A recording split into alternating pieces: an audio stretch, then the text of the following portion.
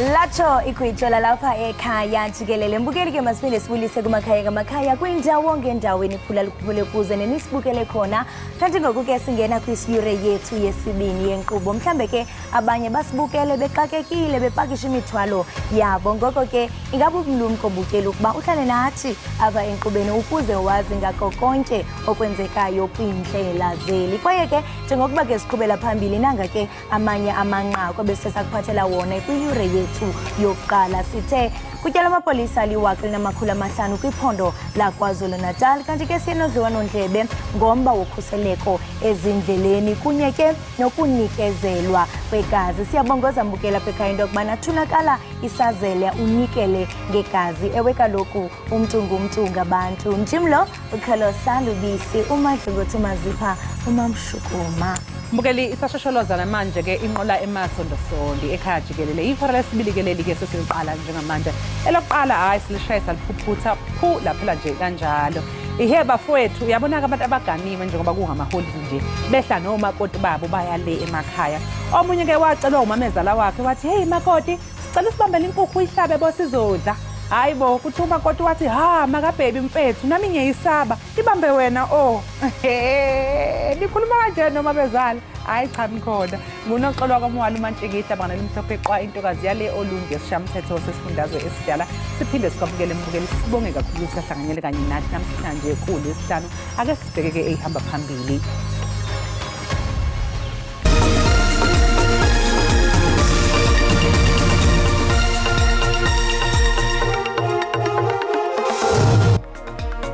Kulindeleke ukuthi umnyango wezokuthutha kanye nesikhungo esibhekele imigwaqo kuleli RTMC wethule izibalo zesikhashana ezimelana nezigameko ezenzeke emgwaqeni selokhu kuqale amaholide. Ungqongqoshe wezokuthutha usindisiwe Chikunga kanye nesikhungo esibhekele imigwaqo kuleli Road Traffic Management Corporation kulindeleke ukuthi ke bethule izibalo zezigameko ezenzeke emgwaqeni kuze kube manje bazophinde futhi ke badalule nemininingwane malungana nomkhankaso wezokuphepha emgwaqeni. Umthamo wemoto emgwaqeni engothela wayeka njengoba namhlanje kuqala impela sonto kaKhisimuzi nje iya ngokwenyuka kanti kuyaphithizela nasezikhumulweni zamatekisi ezweni lonke. Inhlangano yengamele ke osomatekisi kuleli Santaco ithi izikhulu zayo zizophuma ziyoqapha isimo emzileni yahlukahlukene uqinisekisa ukuthi abashayeli bathobela imithetho yomgwaqo. Iziphathimandla zomgwaqo zinxusa bonke abazosebenzisa imigwaqo ukuthi bacophelele. Ungqongqoshe wamaphoyisa uJenene uBhekicele uthi umphakathi nabaholi bendabuko eindaweni zasemakhaya Eastern Cape kufanele ubeke eqhulwini ukwakha izigungu ezizolisana nobugebengu emphakathini zibambisene namaphoyisa. Lamapolisa sanda qeshwa kulindeleke athi ibhazalala kumasipala ombhaxa eBuffalo City esilulwaphulo umthetho kwelixesha leziyunguma. Logama amapolisa ekuvuma ukunqongophala kwesakhono sokuqobisana nolwaphulo umthetho ngokugqibeleleyo amemelela uluntu ukuba luncedise ngokusungula amaqela azakuthi ancedisane namapolisa i-community policing forums. We've got 62 million South Africans and we've got about 187,000 police. So there'll be forever more. So inviting more communities and more CPF and more people getting involved, as we did speak with the lady that comes from there, that even if we increase the police and the van, we shouldn't push the communities back. We must forever work with them. Umkomishana wamapolisa kuzwelonke uqinisekise ukuba abakhweli nabaqhubi bebhasi ezihamba imigama emide azakhuseleka kwelixesha leziyunguma njengemiyalelo yenkundla ephakamileyo yasemakhanda. Le nkundla ityabeke umkomishana wamapolisa kazwelonke nowephondo ngokutyeshela imiqathango yenkundla yokuba kusungulwe icebo lokuqinisekisa ukhuseleko lwezibhasi xa zihamba ephondweni leMpuma Koloni. We are complying with the interdict. We will do exactly what the interdict calls us to do, no matter how difficult it is. But we will deploy, we will escort those buses, and on the other side, legally, we will take the matter to court with a view to also put our side of the story. Umphathiswa ucele ukwayalele amapolisa ukuba abeke phambili ukhuseleko lwamanina kwakunye nabantwana akhusela amashishini kwaye aqinisa ingalo yomthetho kulwaphulo umthetho lwenziwa ngongqevu. Ndingusidima Mfeku kwindaba ze-SABC eMonti. Xa sitsiba imida udubulo lwenyambalalo yabantu eCzech Republic ushiya abali-14 beswelekile kwaye abangama-25 betshintshiselana ngeencwina esibhedlele.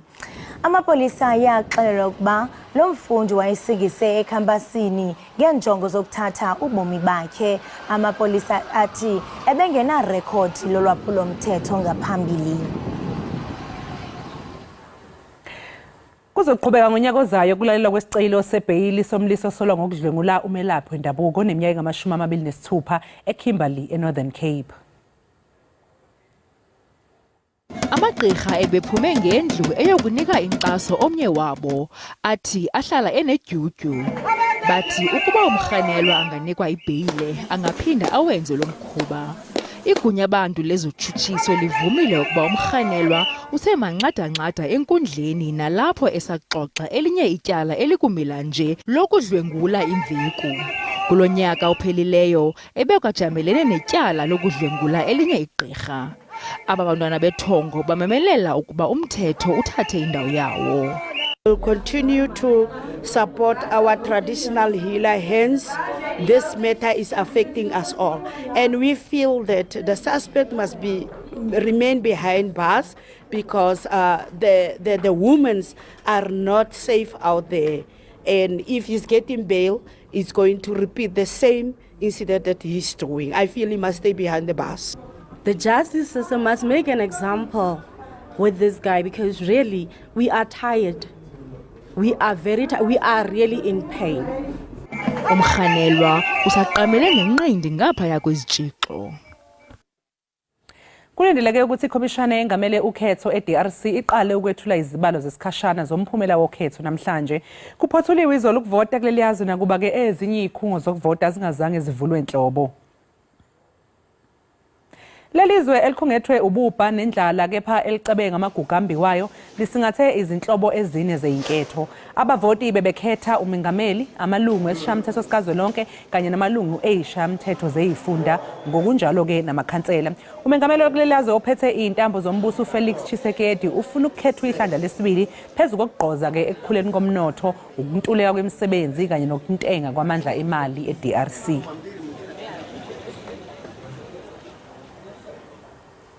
Ewe mbukeli, i-weekend ifikile iyanqonqoza kodwa ke qiniseka into yokubana njengokuba upakisha uyalazi uqikelelo lwemozulu. Rhabula ungafinci.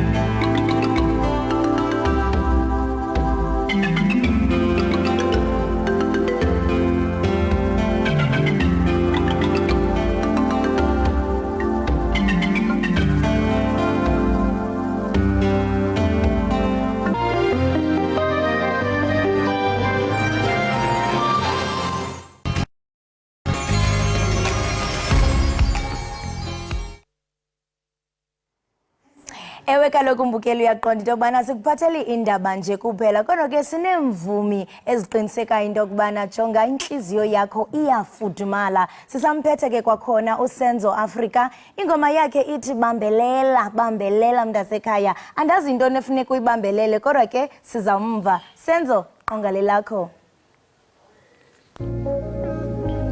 Angisafuna indaba ngane bami bakhuluma ngabe ngami nawe bathi wena baby ungihlisile intando ukizimfamo nasithandwa singena kimi nawe ngoba sibona ukuthi phela sengithembisile indandazo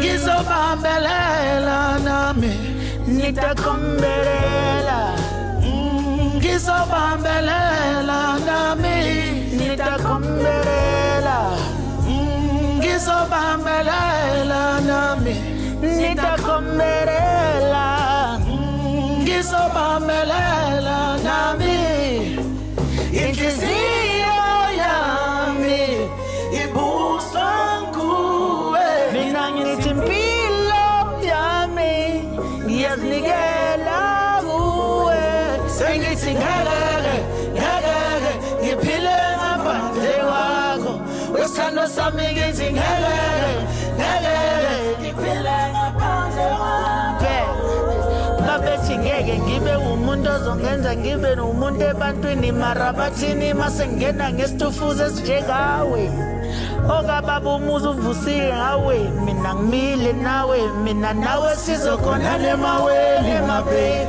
I confess my love throughout the valley my babe ngiyathemba uredi umkhodla wami ngiubashile amile mira yamina itsakile so take it if you want it I'm giving it proudly ebusuku the neighbors know you loving me loudly no matter what they say mina I got you ubayazibekile omalume bengadeka ingwashu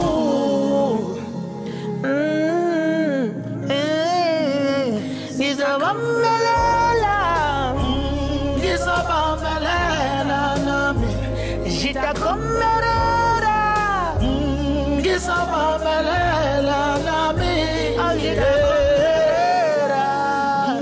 ngizobambelela nami jitakombelela ngizobambelela nami.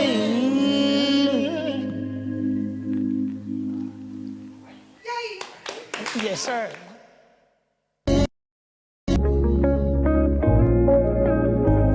Angisafuni nabangane bami bakhuluma kabi ngami nawe bathi wena baby ungihlisile.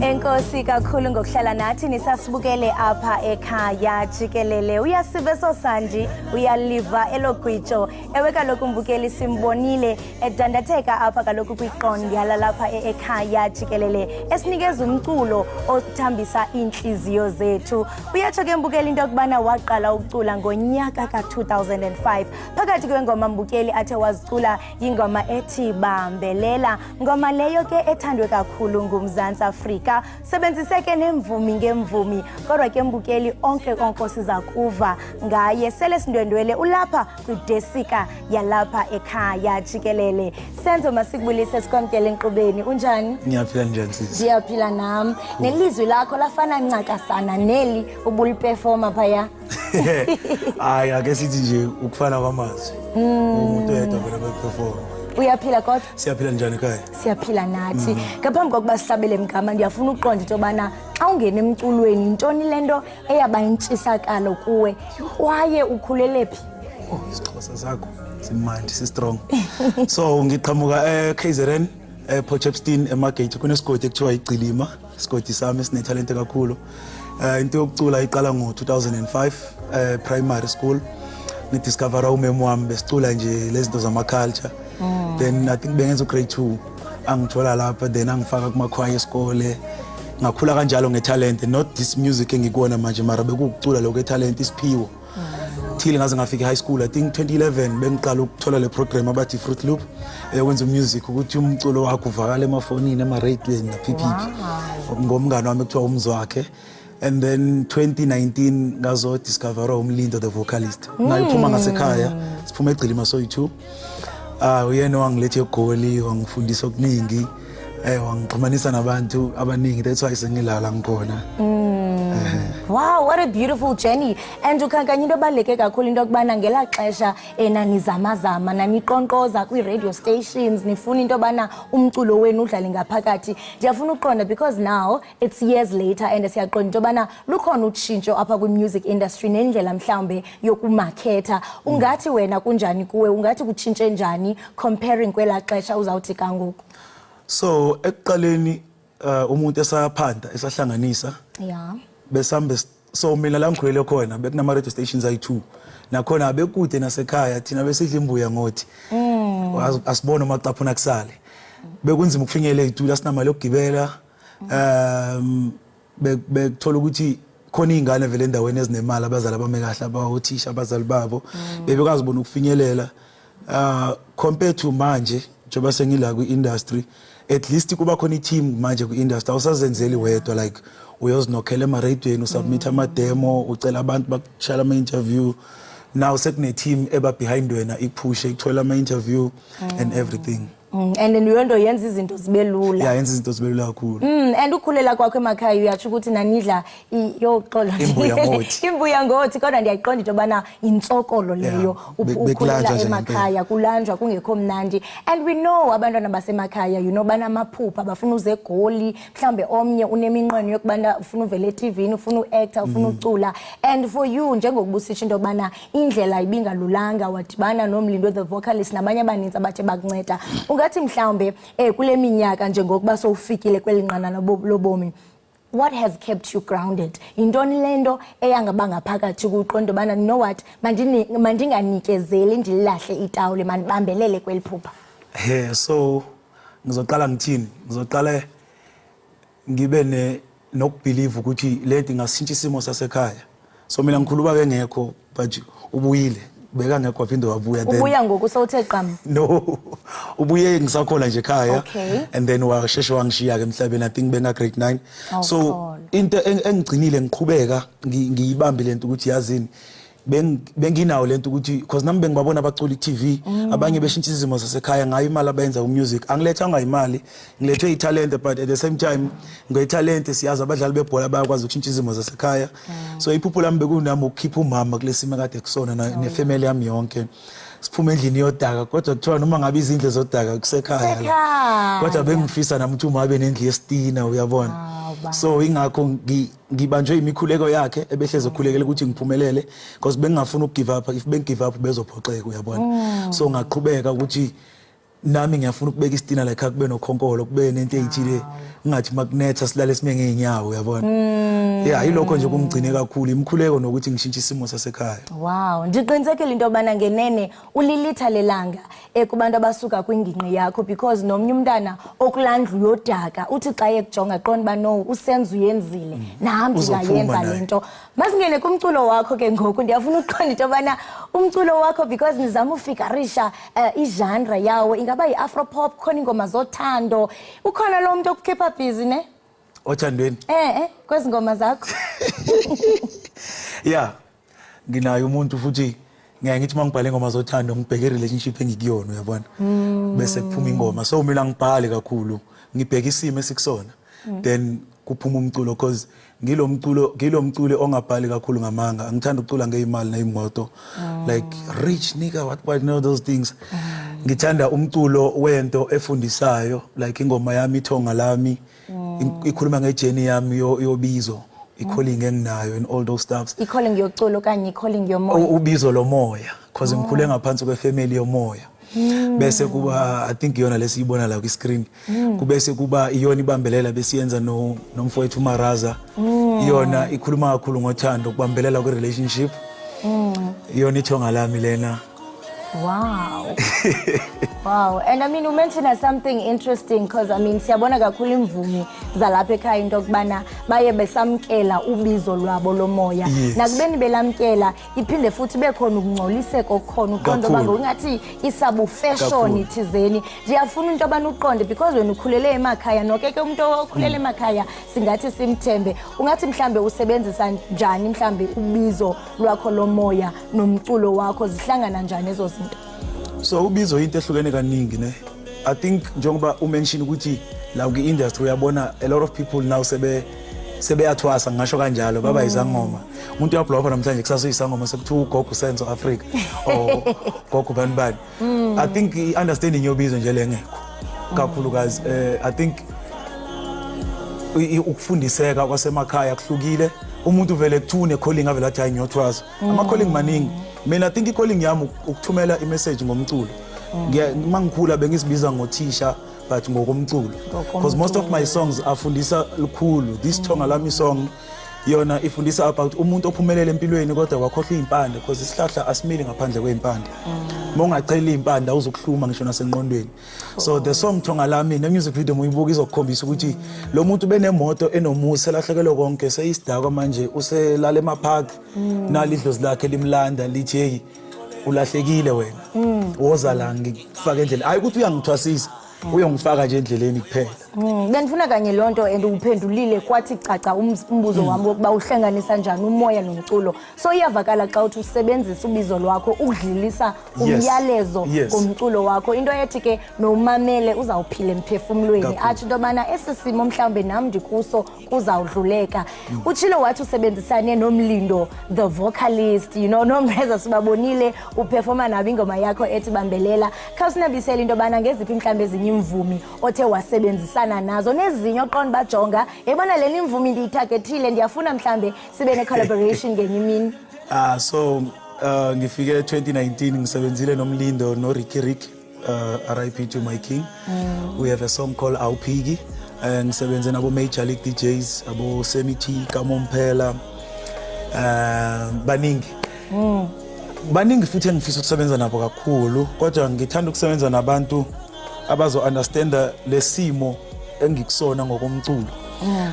Mina most umculo wami engwenzayo ubased kakhulu ubizo. Imfundiso yobizo ubuntu nokuba umuntu omnyama. I think uGrotman Lam elingiinspirishe kakhulu uSjava nabo Big Zulu abolandlo nkulu leyo community I think iyayi understand lo hlobo lomculo engwenzayo.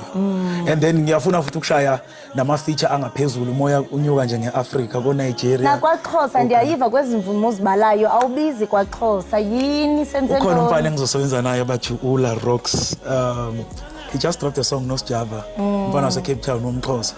Siyabonga siyaxoxa nengoma esizosebenza phezulu kwayo. So nawe ngiyangena ngabini yabo. Please enkosi sibamba ngazibini ndiyafuna uqonda ngoku nguDecember i-bookings ziya lena le and kukhona into endiye ndayiqaphela wena Senzo especially in the music industry, you know, ufumanisa into bana kune event ethile kubizwe i-artist the alcohol consumption ihange indlela esisimanga and siyibona kwi-artist. Siyakhumbula kwixesha lakudala into bana mhlambe utywala sasingaboni kwase-TV uqonda ba into efihlwayo but now iye inorm and ngoku singena kwixesha leholide and ufumanisa into bana abantu bayabhubha nasezindleleni. Ungathi mhlawumbe with the evolvement of music industry the alcohol consumption ngaba kwenzeka ntoni kanye ngaba siyinormalize nyani utywala and kumuntu mhlambe okujongayo nawe uperforma ngapha you are high usetywaleni. What is your take nje kulonto?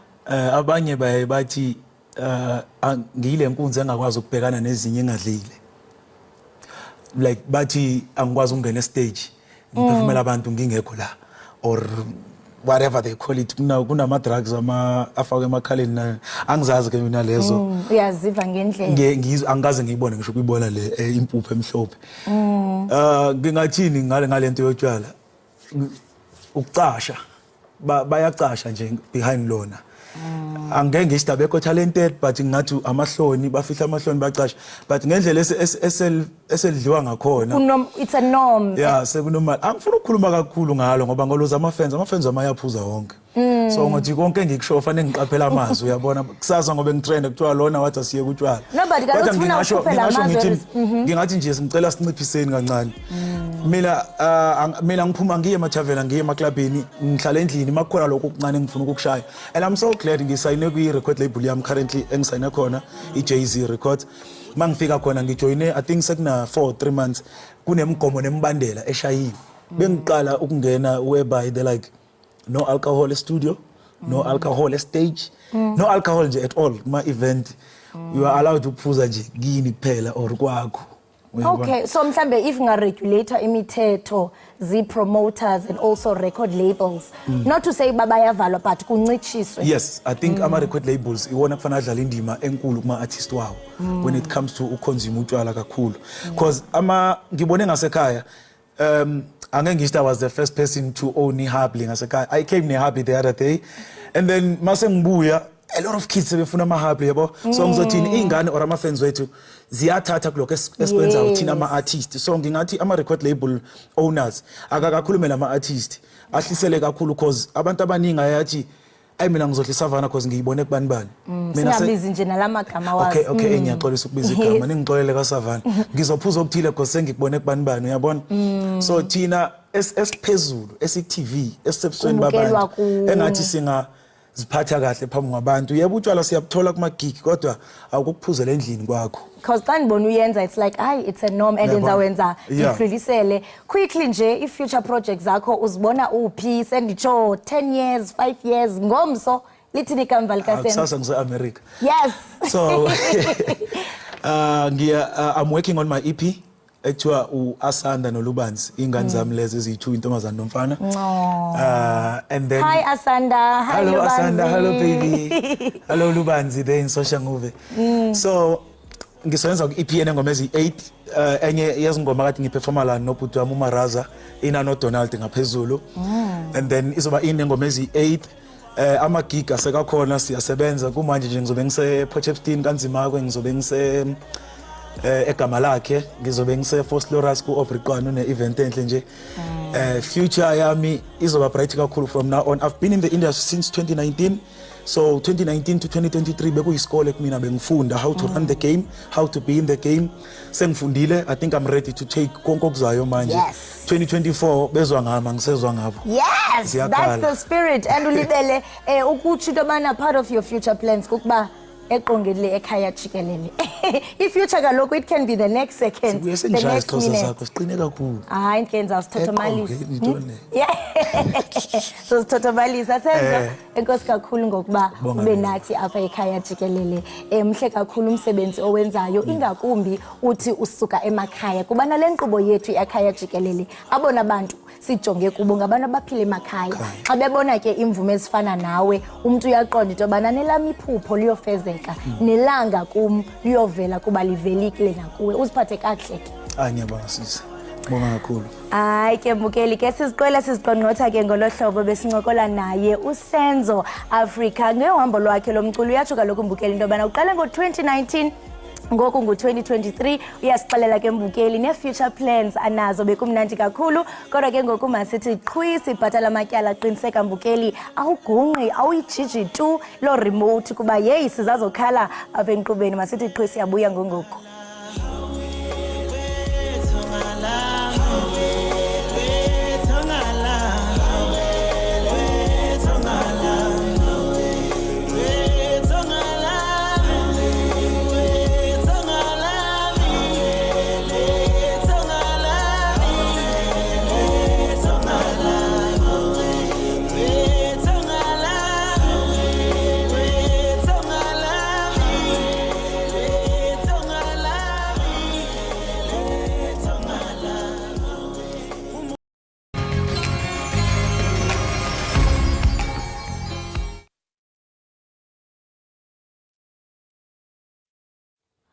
Siphinde sikwamukele ke Mbukeli lapha ekhaya Jikelele. Umatikuletsheni isikhathi esicindezela kakhulu ke Mbukeli ebazalini kanjalo ke nakubo abantwana.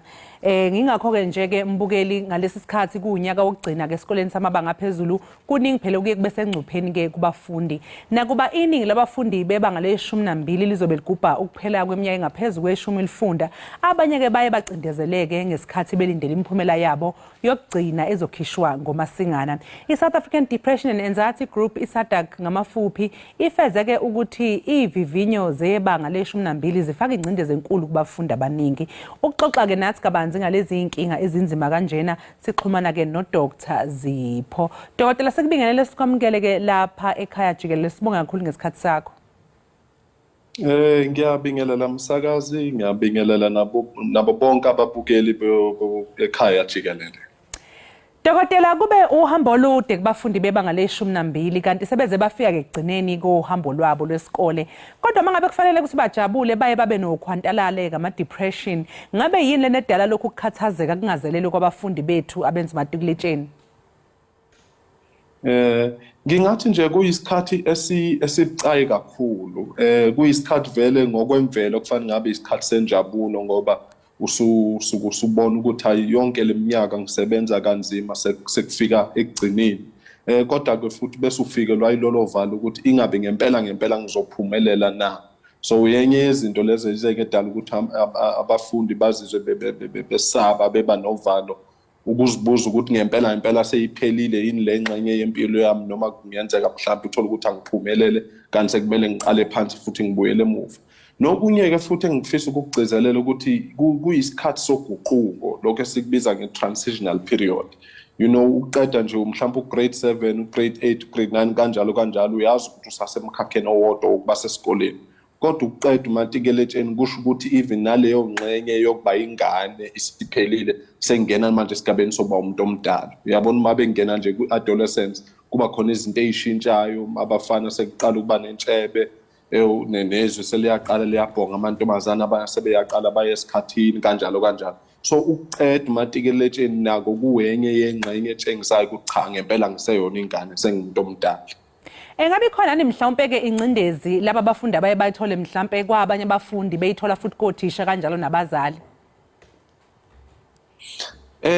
Ngingathi kukabili, you know, abanye abantu bayakhuthaza, abanye abantu bayafaka incindezi. Kumele sikwazi ke ukuhlaziya kokubili ukuthi onjani umuntu okhuthazayo, onjani umuntu ofaka incindezi. Othisha ngokomsebenzi wabo vele kumele bathole imiphumela. So uthisha kumele aqikelele ukuthi abafundi benze umsebenzi wabo futhi kahle, uma ebavivinya ahlale njalo ebhekisisa ukuthi ngempela bayawenza yini umsebenzi, bayawuqonda umsebenzi wesikolo. So omunye umuntu angabuka ngathi kuyincindezi kanti kahle uthisha vele wenza umsebenzi wakhe ngoba uthisha vele ulethwe esikoleni ukuze kuqinisekise ukuthi izingane ziyaphasa, ziyaphumelela.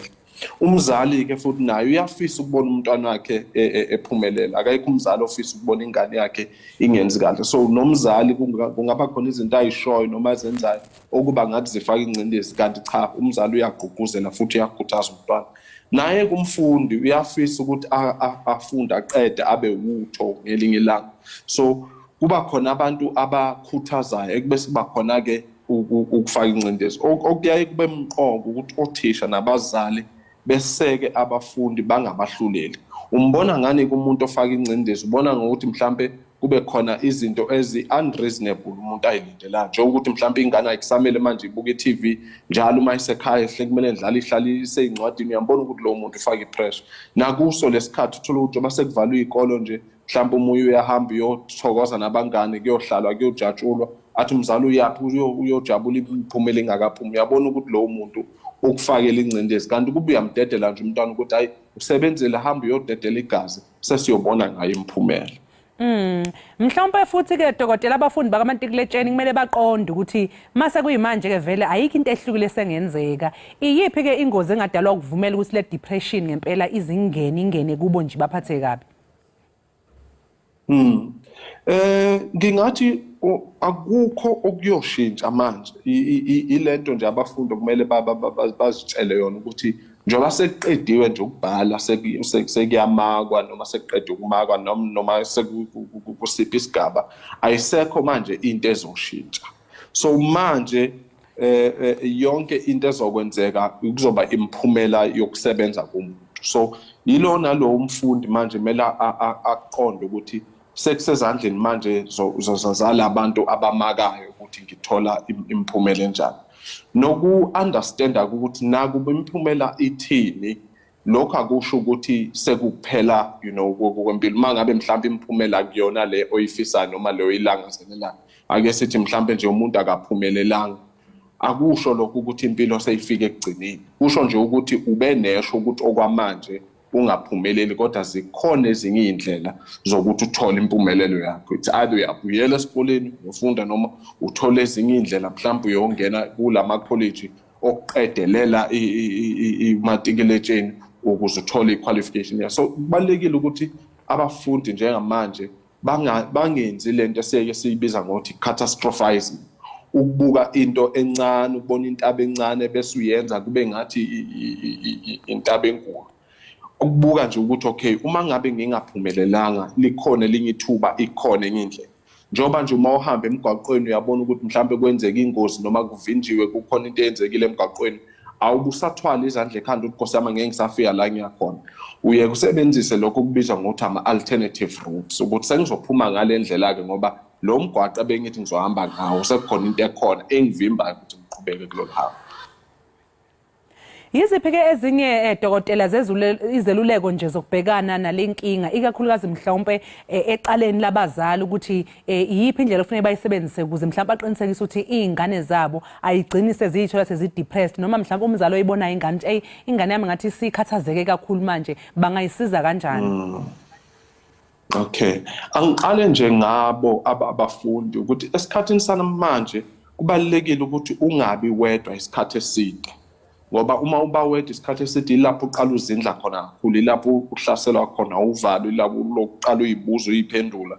Kanti isikhathi lesi manje sokuhlanganyela nezihlobo, isikhathi sokuhlanganyela nabangani, kuhlekwe kuxoxwe, nomqondo nje ukukhohlwe ukuthi konje ngilindele into kanje. Nokuphuza kungavami ukuphuza ngoba abanye abantu inkinga kulesikhathi samanje futhi sonyaka abantu bathanda kakhulu amanzi amponjwana. I-alcohol ke yenza lokho esikubiza ngokuthi it-depresses the central nervous system, so ikwenza ukuthi udangale kakhulu. So ukuphuza ngingathi nje abantu bazama ukuthi bayikhuze, bangaphuzi ngokweqile ngoba kwalokho kuyayiletha i-sense of depression. Nokunaka nje izinto ezikhuthazayo, mhlawumbe ukuvakashela ama-website, amanyuvesi, ukuvakashela ama-website, ama-college, ukuze nawe ugqugquzeleke njengomfundi. Abazali-ke kubalulekile ukuthi bayigqugquzele iy'ngane, baqinisekise futhi ukuthi umntwana uzizwe ephephile nanoma abe umphumela uthini. So ingane kumele yazi ukuthi la ekhaya nakuba kulindeleke ukuthi ngiyenze kahle, kodwa nanoma abe umphumela uthini angeke ngizizwe ngathi ngilahliwe, ngoba ezinye zezinto ezenza ukuthi abafundi bagcina sebecabanga izinto ezibuhlungu njengokuzilimaza, ingoba umuntu usekebona kahle ukuthi la ngizohlulelwa kuzoba ngathi impilo isiphelile. Kanti kubalulekile ukuthi umntwana azizwe ngathi kusekhona ithemba uma ngabe imiphumela ayihambi ngendlela kade efisa ngayo. Sasophetha njeke dokotela, mhlawumbe ke abazali nabafundi bangalithola phi ke usizo uma ngabe mhlawumbe beyithola sebebhekene nelenkinga, sebona nomzali ukuthi nami ngithe ngiyazama lengane ukuthi ngithi ukuyi-cheer up mangasho nje ngegama lesingisi, ngizama ukuthi ngiyibuyise esimweni sokujabula, kodwa ngiyabona ukuthi ngathi ngiyehluleka, awuthi kuze nginqande ukuthi kuze kube nenkinga enkulu kukuphi lapha abangabalekela khona beyocela usizo? Ngingathi impela uma nibona njengabantu bomndeni, mhlawumbe umzali noma ingane yakwenu, mhlawumbe udadewenu noma umfowenu osekhathazekile, ngingathi nje kubalekile ukuthi mhlawumbe izinto iy'ndawo ey'fana namaklinikhi nezibhedlela, akhona ama-social worker, akhona ama-psychologist aqashiwe ey'bhedlela nasemaklinikhi ukuthi abantu basizakala uma bebhekene ney'nkinga zey'ngcindezi ne-depression kanjalo kanjalo. So even nayo i-South African Depression and Anxiety Group ikhona iwebsite yaka-SADAG, ikhona futhi ne-toll-free line 24 hours la ungakwazi ukuthi ufone khona ubatshele iy'nsizi zakho, ubatshele ukuthi ubuhlungu kangakanani, uthuswe yini, bazokwazi ukuthi bakululeka, bakwehlisa umoya ukwazi ukuthi usizakale. Dokotela, enye into eqaphelekayo ukuthi kunabantu abakwaziyo ukufihla isimo sabo somqondo nanokuthi bazizwa kanjani. Omunye umzali angasho amangala ukuthi hawu ngimangela ukuthi ingane yami kanti ibine-depression because nabe ngayiboni or abangani bayo besimbona ehleka thina, besimbona e-right kanti umuntu yena ube-depressed. Mhlawumbe iziphi ezinye iy'mpawu abazali noma nje nabo abangani, abafundi, wonke umuntu angayibheka ukuthi sibone ukuthi umuntu u-depressed?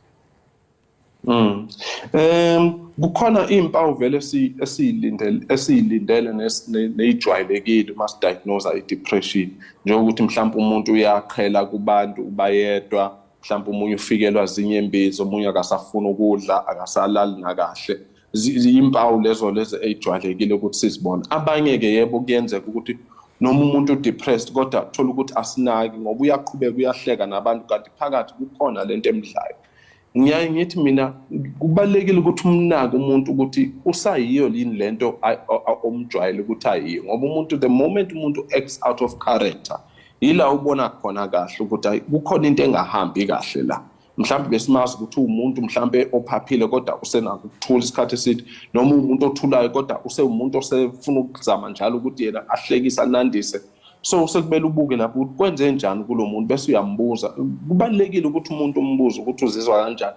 Futhi abanye abantu into abayeke bayisabe nokubuza ukuthi umuntu uyafisa yini mhlawumbe ukuthi azilimaze. Kubalekile lo mbuzo ubuze ukuze umuntu angaboni ngathi lo mbuzo lo uthabu noma ucabanga leyo umcabango leyo ngathi mhlambe khona into engasile ngawe.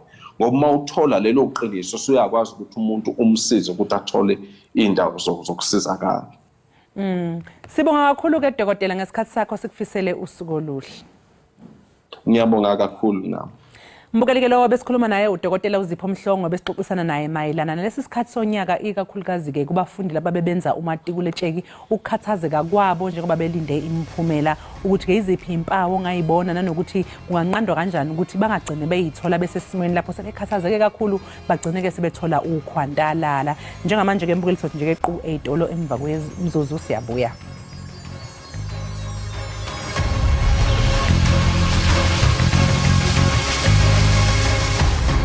Sipho sikamkeleke mbukeli lapha ekhaya Jikelele. Sibonga kakhulu ukuthi sisahlanganyele kanye nathi kusukela ekseni ngehora lesithupha kuze kube manje mbukeli usasenathi avusithanda futhi nathi ke siyakuthanda.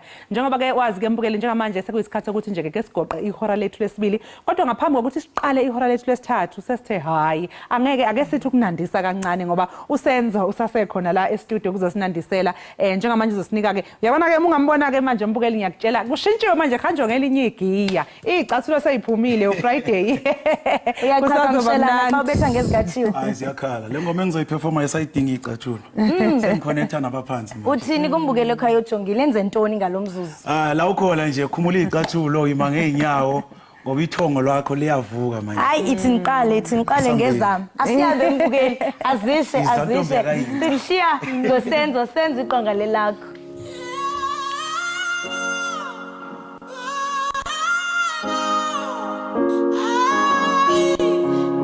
Umoya wami phela uba Ihliziyo yami kupha makhala Uthando lami seliphelelwa amandla Wethonga lami Wethonga lami Wethonga lami Wethonga lami Wethonga lami Wethonga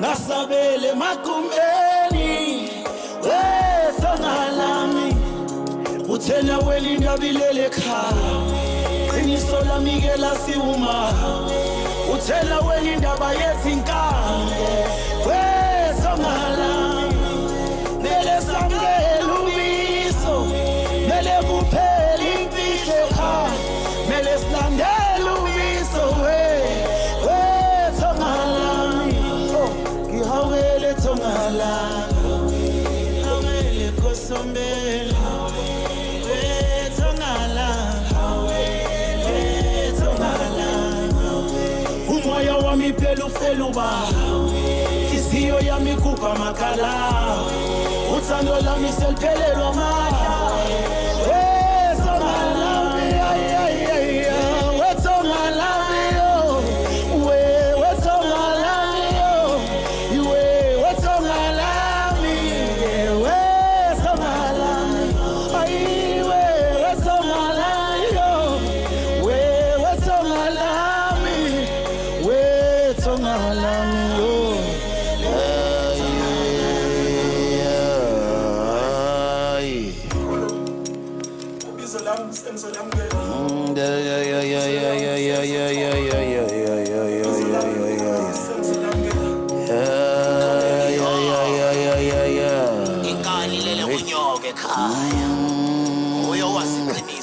vele wamngeni esikupha yona ehambi yo ikhehla lami selikhulumi nomoya wami phela sawucoli isiyo yami phela sayitholile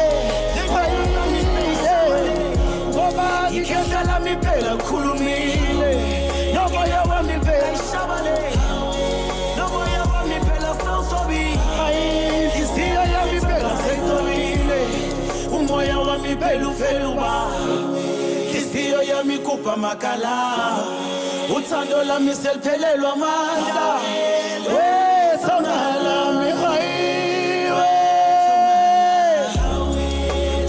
wethonga lami wethonga lami wethonga lami wethonga lami wethonga lami wethonga lami wethonga lami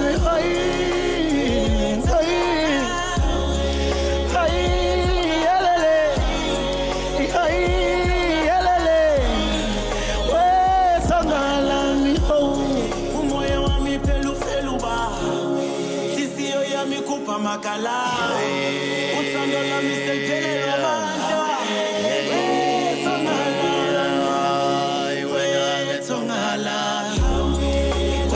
wethonga lami